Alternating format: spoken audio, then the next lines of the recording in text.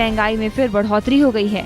खाने पीने की चीजों और सब्जियों की कीमतों ने थोक महंगाई दर को पिछले 5 महीनों के सबसे ऊंचे स्तर पर पहुंचा दिया है। जारी आंकड़ों के मुताबिक मई में थोक महंगाई दर बढ़कर 6.01% हो गई, जबकि अप्रैल में ये दर 5.2% थी। पहले से महंगाई की मार झेल रहे देश को फिर प्याज रुला सकता है। आशंका जताई जा रही है कि प्याज की कीमत 50 रुपए के ऊपर पहुंच जाए। दरअसल एशिया की सबसे बड़ी प्याज मंडी नासिक अनिश्चितकाल के लिए बंद हो गई है। इसी वजह से किसान प्याज नहीं बेच पा रहे हैं। साथ ही दूसरे राज्यों में सप्लाई भी ठप हो गई है। नासिक मंडी के कारोबारी और मजदूरों ने अपनी कुछ मांगे महाराष्ट्र सरकार के सामने रखी हैं। प्रीति जिंटा के आरोपों पर मुंबई पुलिस ने जांच तेज कर दी है। पुलिस ने उनका बयान दर्ज करने के लिए 1 हफ्ते का वक्त दिया है। कल मुंबई पुलिस ने प्रीति जिंटा के वकील को चिट्ठी लिखी और अगले 3 दिन के अंदर हाजिर होकर बयान दर्ज करने की अपील की। हालांकि ये मियाद अधिकतम 7 दिनों तक बढ़ाई जा सकती है। FIR दर्ज कराने के बाद से प्रीति विदेश में है। कल प्रीति जिंटा के वकील का बयान आया। वकील के मुताबिक प्रीति ने नेस्वाडिया पर कभी भी यौन उत्पीड़न का आरोप नहीं लगाया। वकील की माने तो ये मामला अभद्र व्यवहार, गाली गलौज और धमकी का है। मुंबई पुलिस ने प्रीति जिंटा के आरोपों की जांच के लिए दोबारा CCTV तस्वीरों को खंगाला। कल अधिकारियों ने करीब 9.5 घंटे के वीडियो की जांच की, लेकिन इसमें कुछ खास खुलासा नहीं हुआ। सूत्रों के मुताबिक अब सबूत जुटाने के लिए पुलिस CCTV तस्वीरों को साइबर लैब भेज सकती है ताकि वीडियो की गुणवत्ता सुधारी जा सके। पुलिस को कुछ और CCTV फुटेज मिले हैं जिनकी जांच की जानी है। मुंबई में कल कुछ लोगों ने मरीन ड्राइव थाने के बाहर प्रीति जिंटा के खिलाफ प्रदर्शन किया। उन्होंने दावा किया कि प्रीति के आरोपों में कोई सच्चाई नहीं। थाने पहुंचे लोगों ने प्रीति के खिलाफ पुलिस में शिकायत भी दर्ज करवाई। उन्होंने प्रीति जिंटा पर छेड़छाड़ की धारा के दुरुपयोग का आरोप लगाया।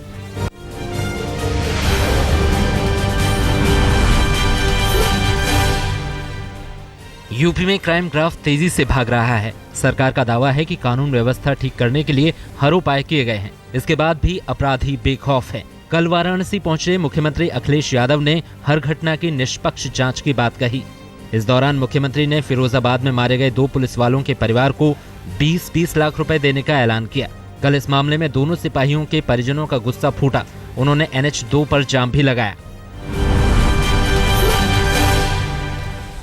अलीगढ़ में 16 साल की एक लड़की को उसके घर वालों ने ही जलाकर मार डाला। 14 जून से वो लड़की अपने घर से गायब थी। कल घर लौटकर आई तो उसके घर वाले नाराज हो गए और उसकी हत्या कर जला दिया। घर से धुआं उठा, तब गांव के लोगों को हत्या की खबर लगी। हत्या की वजह अब तक साफ नहीं हो पाई है। आरोपी घर वाले फरार हैं। यूपी में एक बार फिर गैंगरेप की वारदात सामने आई है। मामला मिर्जापुर के विंध्याचल का है, जहां नाबालिग लड़की के साथ 2 लड़कों ने गैंगरेप किया और अधमरी हालत में उसे छोड़कर फरार हो गए। पुलिस ने छेड़छाड़, रेप और अपहरण का केस दर्ज कर एक आरोपी को गिरफ्तार कर लिया है, जबकि दूसरा फरार है। मुजफ्फरनगर में छेड़खानी का विरोध करने पर अपराधियों ने जमकर मारपीट की। रविवार को कुछ मंचलों ने नाबालिग लड़की से बदसलूकी की। जब उसने अपने घर वालों को मामले की जानकारी दी तो आरोपियों ने उनसे मारपीट शुरू कर दी। इसमें 5 लोग जख्मी हो गए। खबर लगते ही मौके पर पुलिस पहुंची और एक आरोपी को गिरफ्तार कर लिया, लेकिन बाकी आरोपी फरार हो गए। मुजफ्फरनगर में ही एक महिला कांस्टेबल ने अपने विभाग के इंस्पेक्टर पर बदसलूकी का आरोप लगाया है। शिकायत के मुताबिक आरोपी इंस्पेक्टर कई दिनों से अश्लील हरकतें कर रहा था और धमकी भी दे रहा था। पीड़ित ने इसकी शिकायत प्रधानमंत्री, मुख्यमंत्री और राष्ट्रीय महिला आयोग से की है। वहीं इंस्पेक्टर ने तमाम आरोपों को खारिज कर दिया। कानपुर में दिन दहाड़े एक बिजनेसमैन की लाश उसके घर में मिली। वहीं उनकी पत्नी जख्मी हालत में पड़ी हुई मिली। बिजनेसमैन के बेटे का आरोप है कि उसके घर में डकैती हुई और 2-3 लोगों ने वारदात को अंजाम दिया होगा। हालांकि पुलिस डकैती को सिरे से खारिज कर रही है। इलाहाबाद में रविवार की रात रेलवे भर्ती प्रकोष्ठ के चेयरमैन संजीव कुमार के घर पर बदमाशों ने ताबड़तोड़ बमबाजी की। इस घटना से पूरा इलाका थर्रा गया। हमले के पीछे रेलवे भर्ती में धांधली करने वाले गिरोह के हाथ होने का शक है। पुलिस ने मामले में अज्ञात बदमाशों के खिलाफ केस दर्ज कर लिया है।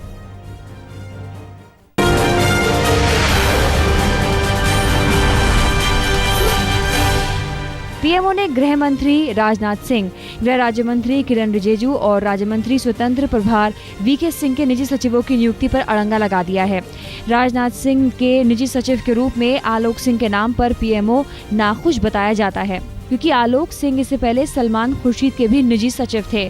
सूत्रों के मुताबिक मोदी ने फैसला लिया है कि यूपीए सरकार के मंत्रियों के निजी सचिव वर्तमान सरकार के मंत्रियों के निजी सचिव नहीं बनाए जाएंगे। ऐसे में 7-8 निजी सचिवों पर गाज गिर सकती है, जिनकी नियुक्ति हो चुकी है।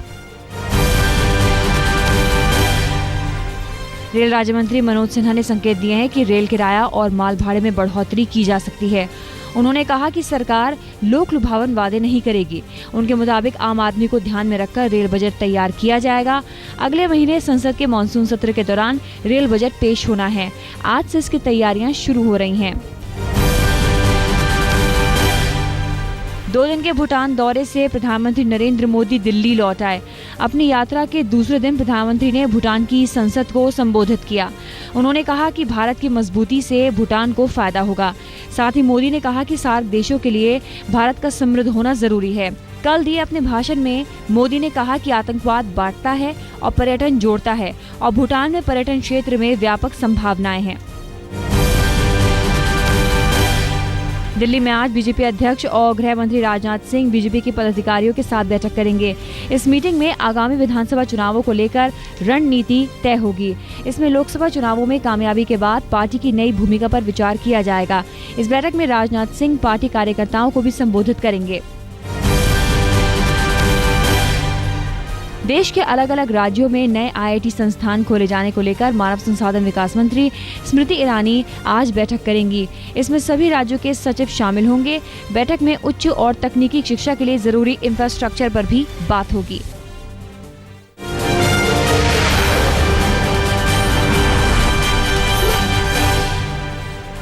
आरजेडी प्रमुख लालू यादव आज पटना में अपने विधायकों के साथ बैठक करेंगे। इसमें राज्यसभा चुनावों के लिए जेडीयू को समर्थन देने या ना देने का फैसला होगा। नीतीश कुमार ने कुछ दिन पहले ही जेडीयू उम्मीदवारों की हार टालने के लिए लालू से समर्थन मांगा था। नीतीश कुमार भी आज जेडीयू विधायकों के साथ मीटिंग कर अगली रणनीति तय करेंगे।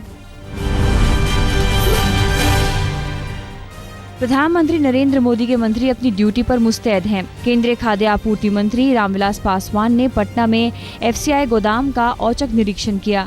गोदाम में अनाज का पुराना स्टॉक देखकर उन्होंने अधिकारियों की जमकर क्लास लगाई। उन्होंने आरोप लगाया कि बिहार में अनाज भंडार भरे पड़े हैं, लेकिन राज्य सरकार उनका इस्तेमाल नहीं कर रही। दिल्ली बीजेपी के विधायकों ने कल ऊर्जा राज्य मंत्री पीयूष गोयल से मुलाकात की और बिजली संकट पर चर्चा की।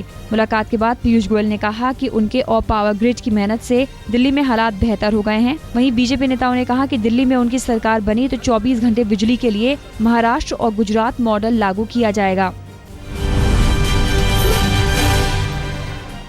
जम्मू में एक कार्यक्रम के दौरान कल मुख्यमंत्री उमर अब्दुल्ला का विरोध झेलना पड़ा। बीजेपी के 2 और जम्मू राज्य मोर्चा के एक विधायक ने बिजली कटौती को लेकर उमर अब्दुल्ला के खिलाफ नारेबाजी शुरू की।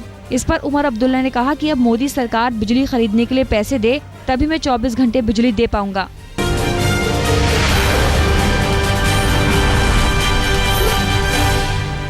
केदारनाथ हादसे का 1 साल पूरा हो गया है। आज दिल्ली में हादसे के शिकार लोगों को श्रद्धांजलि देने के लिए एक कार्यक्रम रखा गया।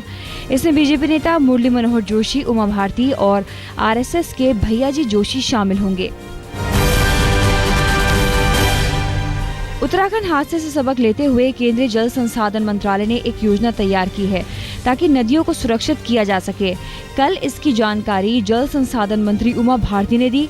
इसमें नदियों के किनारे पेड़ लगाने, झीलों के रखरखाव, बाढ़ प्रबंधन जैसे मुद्दे शामिल हैं। आज उमा भारती की मौजूदगी में यमुना नदी के किनारे भी पेड़ लगाए जाएंगे।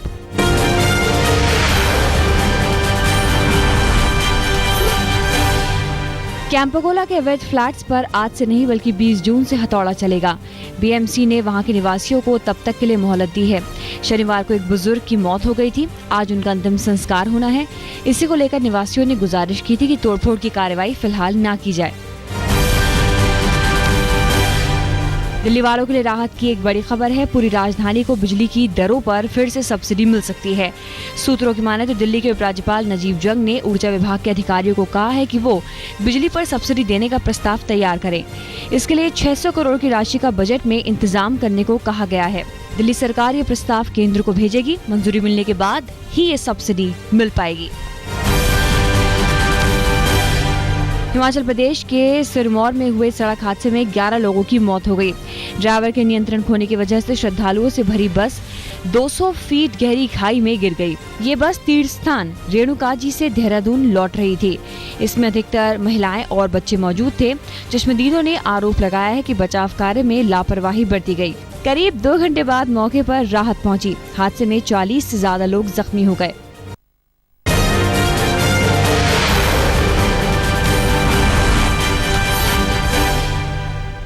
ब्राजील ने प्रधानमंत्री नरेंद्र मोदी को फीफा वर्ल्ड कप का फाइनल देखने के लिए आमंत्रित किया है। अगर मोदी ये आमंत्रण स्वीकार करते हैं तो फाइनल में उनके साथ रूस के राष्ट्रपति व्लादिमीर पुतिन, चीनी राष्ट्रपति जी शिनपिंग और दक्षिण अफ्रीका के राष्ट्रपति जैकब जुमा भी होंगे। फीफा वर्ल्ड कप ग्रुप जी के मुकाबले में 3 बार की चैंपियन जर्मनी ने पुर्तगाल को 4-0 से पीटकर मैच अपने नाम कर लिया। इस शानदार जीत के नायक बने स्टार मिडफील्डर थॉमस मुलर, जिन्होंने पहले ही मैच में गोल की हैट्रिक कर सनसनी फैला दी। वहीं ग्रुप एफ के मुकाबले में नाइजीरिया और ईरान के बीच मैच ड्रॉ रहा। वहीं ग्रुप जी के मुकाबले में यूएसए की टीम ने घाना को 2-1 से हरा दिया। बांग्लादेश के साथ चल रही वनडे सीरीज जीतने के मकसद से टीम इंडिया मीरपुर में उतरेगी। वहीं मुकाबले में बने रहने के लिए बांग्लादेश हर हाल में जीतना चाहेगा। सुरेश रैना की कप्तानी में भारतीय खिलाड़ियों के हौसले बुलंद हैं। एन श्रीवास्तव के खिलाफ दायर याचिका पर तुरंत सुनवाई से सुप्रीम कोर्ट ने इनकार कर दिया। क्रिकेट एसोसिएशन ऑफ बिहार के अध्यक्ष आदित्य वर्मा ने याचिका दायर की थी, जिसमें आईसीसी कार्यकारी बोर्ड के अध्यक्ष पद पर काबिज होने से रोक लगाने की मांग की गई थी। अब छुट्टी के बाद रेगुलर बेंच इस पर सुनवाई करेगी। रफ्तार का सौदागर माइकल शूमाकर फिर चैंपियन साबित हो गए हैं। मौत को मात देकर शूमाकर कोमा से बाहर आ गए हैं। उन्हें फ्रांस के ग्रेनोबल अस्पताल से छुट्टी मिल गई है। शूमाकर के मैनेजर ने बताया कि उन्हें आगे के इलाज के लिए स्विट्जरलैंड के एक अस्पताल में भर्ती कराया गया है। देश के 8 शहरों में 26 जुलाई से 31 अगस्त तक कबड्डी प्रीमियर लीग का आयोजन होगा। इसमें जयपुर की टीम भी शामिल होगी, जिसके मालिक अभिषेक बच्चन हैं। उन्होंने अपनी टीम के खिलाड़ियों से कल मुलाकात कर हौसला अफजाई की।